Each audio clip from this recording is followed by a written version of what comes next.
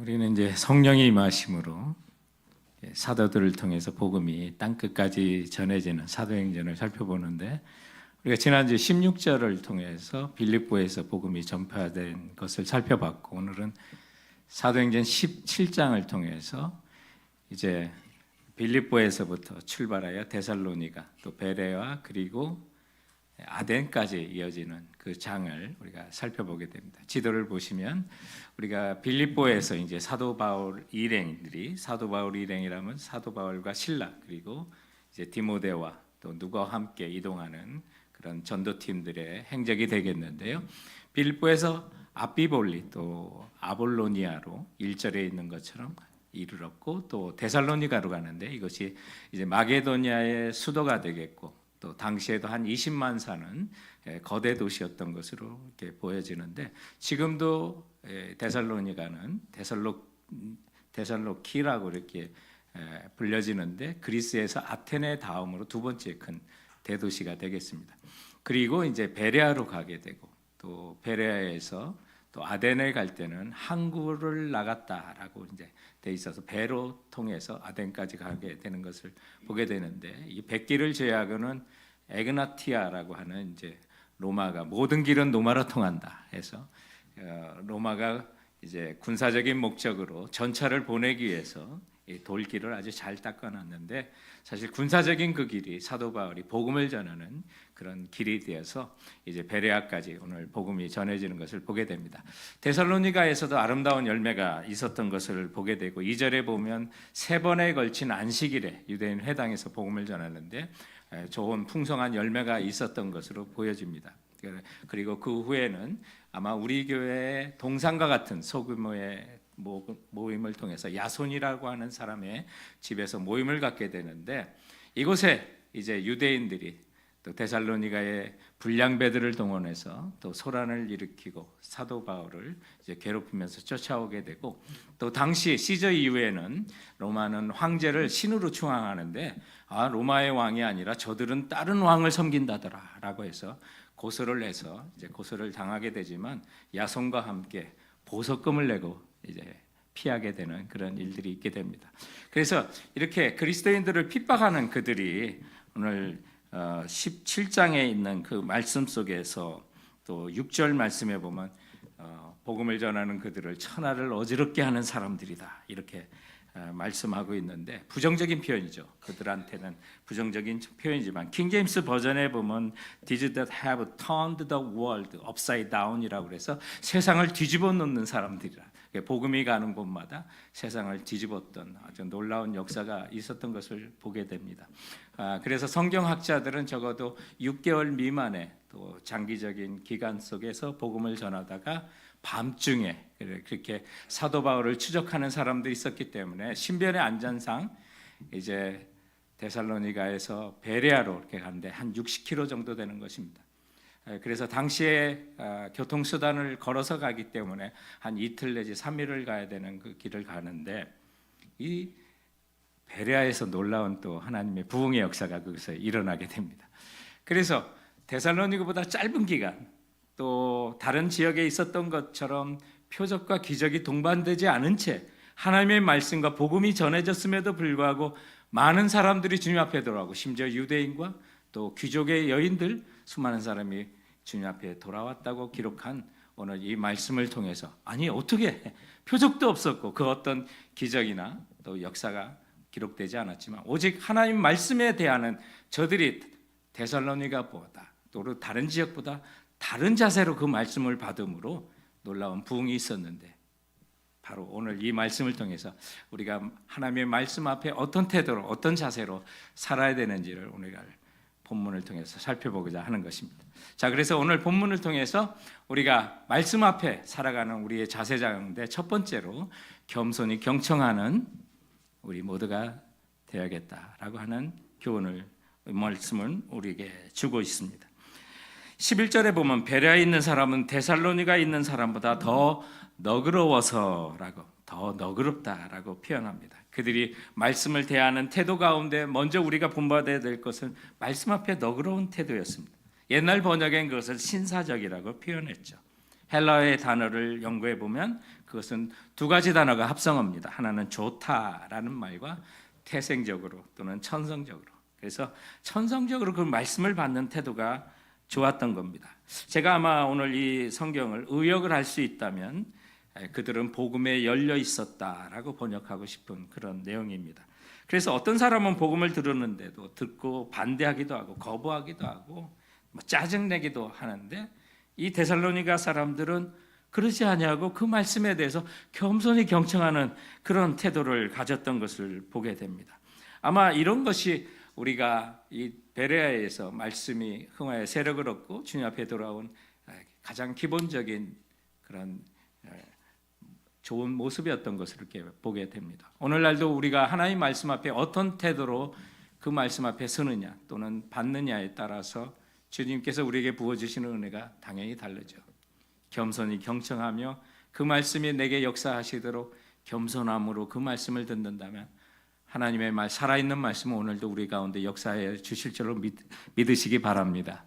예수님께서 씨 뿌리는 비유를 이렇게 하셨는데 마태복음 13장의 3절 이하의 말씀에 보면 거기 네 가지 밭이 있다는 말씀을 하셨습니다.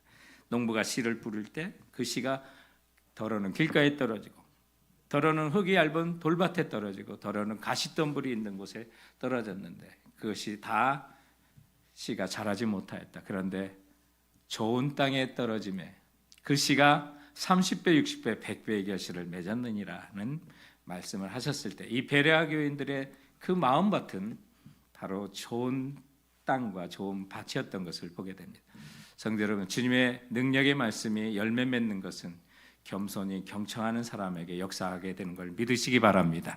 그러므로 하나님 말씀을 대하고 읽을 때마다 겸손히 너그러운 마음으로 그 말씀을 받고 듣는 우리 성도들 되시길 주님의 이름으로 축원드립니다. 오늘 말씀 앞에 사는 자세 두 번째 우리에게 주시는 교훈이 있다면 그것은 말씀이 우리를 붙들도록 해야 한다는 것입니다. 우리가 하나님의 말씀을 처음에 붙들고 하나님의 말씀을 가까이 하지만 하나님의 말씀은 살아있는 하나님의 능력의 말씀인 것입니다. 살았고 운동력이 있다고 성경은 말씀합니다. 그렇기 때문에 그 말씀이 내가 가까이 하고 그 말씀을 붙들면 어느새 그 능력의 말씀이 우리를 붙들게 되는 것입니다. 그래서 우리가 그 말씀대로 살아갈 힘은 그 말씀이 우리에게 역사하게 되는 것이죠. 오늘 본문의 11절에 보면 이 베레아 사람들은 데살로니가에 있는 사람보다 더 너그러워서 간절한 마음으로 말씀을 받고 라고 합니다. 여러분 오늘 이 자리에 하나님의 말씀을 정말 간절한 마음으로 받습니까? 성경을 읽을 때 어떤 마음으로 그것을 펼칩니까? 의무감으로도 펼치는 사람도 있을 겁니다. 그러면서 안 믿는 사람보다 낫지라고 할 수도 있어요. 그러나 내가 듣는 하나님 말씀, 내가 읽는 그 하나님 말씀을 정말 간절한 마음으로 그 말씀을 펼친다면 성령 하나님은 우리가 간절한 마음으로 그 말씀을 듣고 읽는 사람에게 깨달음도 주시고 그리고 그가 그 말씀을 깨달은 그 지식 가운데 성령은 더욱더 역사하시게 되는 것입니다. 성령 하나님은 때로는 강권적으로 우리에게 역사하십니다. 그러나 보편적으로 보면 우리 모든 그리스도인에게 자유의지를 주셔서 정말 사모하는 마음을 갖고 있는 자에게 성령은 더 역사하시는 것을 보게 됩니다. 그러므로 말씀을 들을 때나 또 말씀을 읽을 때나 그 말씀에 대하는 우리의 태도는 간절한 마음이 있어야만 합니다. 그 말씀이 있는 자에게 성령님은 그 말씀을 통해서 우리를 사로잡아 주시는 것입니다. 본래 말씀을 받다라고 하는 그 말에는 사실은 그 말씀이 객관적인 하나님 말씀이 내 안에 들어와서 내 자신을 붙들고 있는 상태까지를 말씀을 받는다라고 하는 그런 뜻입니다. 나는 그냥 듣기만 해서 받는다라고 우리가 생각하지만 성경의 그 내용들을 살펴보면 그 객관적인 말씀이 정말 살아있는 말씀으로 내 안에 들어오셔서 역사하시는 말씀으로 나를 붙드는 것, 사실 그게 하나님의 말씀을 받는다는 뜻입니다. 그러므로 간절한 마음이 없으면 그렇게 우리가 말씀에 붙들릴 수가 없게 되는 거죠. 그러므로 성경을 또 그 말씀을 귀히 여겨 보시기 바랍니다. 그리고 소중한 말씀으로 여러분 말씀을 사모하고 그 말씀을 가까이 할 때 주님의 말씀이 간절한 마음으로 받는 자에게, 읽는 자에게 말씀이 우리를 붙들어 주는 것을 믿으시기 바랍니다. 오늘 우리가 갖고 있는 이 성경이 얼마나 소중한 것만 알아도 우리가 그 말씀을 대하는 태도가 달라질 것입니다. 저는 마카오를 간 적이 있습니다. 마카오를 갔을 때 유네스코에 많은 그런 방문할 곳이 있었는데, 그런데 우리 개신교 묘지가요, 역사적인 유네스코의 유적지였습니다. 그래서 그곳을 방문했는데 지금 보는 것처럼 무덤이 2개 있고 가운데 이제 십자가의 돌 비석이 있는 곳인데, 저 십자가도 또한 묘지였습니다. 근데 누구 묘지가 있길래 저렇게 제가 찾아갔을까요? 하나는 로버트 모리슨이라고 하는 남자 선교사님이었고, 또 하나는 메리 모리슨이라고 하는 여자 선교사 부부의 묘지였습니다. 그 가운데 있는 그 십자가에는 다음과 같은 비석이 있습니다. 여기 제임스 모리슨이 태어난 날 이곳에 잠들다라고요. 이 로버트 모리슨과 메리 모리슨에게 하나님께서 아들을 주셨는데, 불행하게도 태어난 날 하나님의 부르심을 받습니다. 이처럼 선교사님이 정말 마음을 같이 선교를 하지만, 당시에 중국에는 여자 선교사님이 체류할 수가 없어서 마카오에 집을 두고 중국의 광동 지역의 광주라는 곳에 오며 가며 출퇴근하면서 7년간 복음을 전하는 선교사로 사역합니다. 그런데 7년 만에 첫 번째 복음 앞에 반응하고 주님께 돌아오는 결신자를 7년 만에 한 명이 주님께 돌아옵니다. 그처럼 어려움 속에서 사역하신 이 로버트 모리슨 선교사님, 메리 모리슨 선교사님, 그러나 하나만 있는 그 아들마저 그 땅에 잠들게 하고 본인들도 그 땅 가운데 일하면서 과연 무슨 일을 했을까요? 그분들의 기도는 다음과 같은 것이었습니다.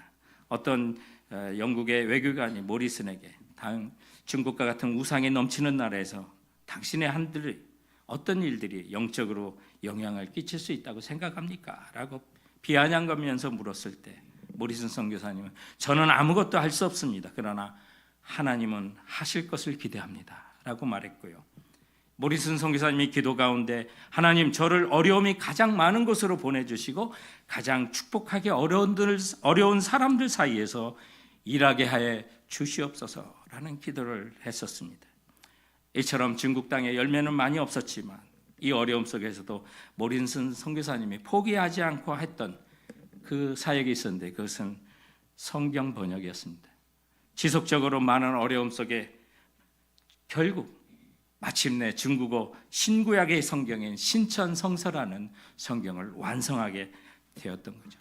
자녀를 잃어가는 아픔과 배고픔과 아픔 속에서도 그 번역했던 신천성서가 오늘 선교사님이 얘기했던 1866년 토마스 선교사님이 대동강변에 순교하며 뿌렸던 그 성경이 바로 이 두 선교사님이 중국어로 번역한 성경이었던 것입니다.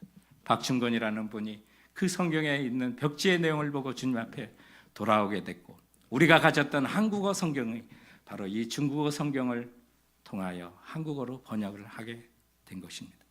이처럼 우리가 성경을 가질 수 있다는 것, 성경을 우리의 언어로 받을 수 있다는 것, 그 말씀을 우리의 언어로 들을 수 있다는 것, 성도 여러분, 기적인 것입니다. 그러므로 하나님 말씀에 간절한 마음으로 그 말씀을 받으시고 그 말씀에 붙들려 사는 우리 성도들 되시길 주님의 이름으로 축원드립니다. 오늘 우리가 말씀 앞에 사는 태도와 자세 중에 본문이 가르치는 마지막 3번째 교훈은 주야로 묵상하는 것입니다. 날마다 묵상하는 것입니다. 이 주일에 선포되고 주일에 받은 그 말씀을 잊어버리지 마시고, 또한 성경을 펼쳐서 그 말씀에 다른 뜻이 무엇이 있는지, 그 말씀은 또한 나에게 어떻게 더 말씀하시는지 그 말씀을 날마다 묵상하시기 바랍니다.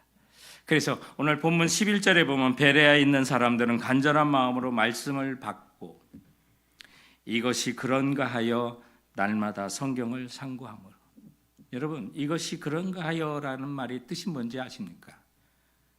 저들이 말씀을 사모함으로, 너그러운 마음으로 받고 또 사모하는 마음으로 받았는데 그 말씀을 한 번 듣고 끝나는 것이 아니라 이것이 그런가 하여 그 말씀대로 역사하는가 하여 그 말씀대로 이루어지는가 하여 또는 나에게 주시는 다른 말씀은 없는지 더 깊은 하나님의 말씀은 어디에 있는지 내 형편에 맞는 하나님의 말씀이 또한 있는지 주일에 주신 그 말씀도 일주일 내내 상고했다는 그런 말씀이 되는 것입니다.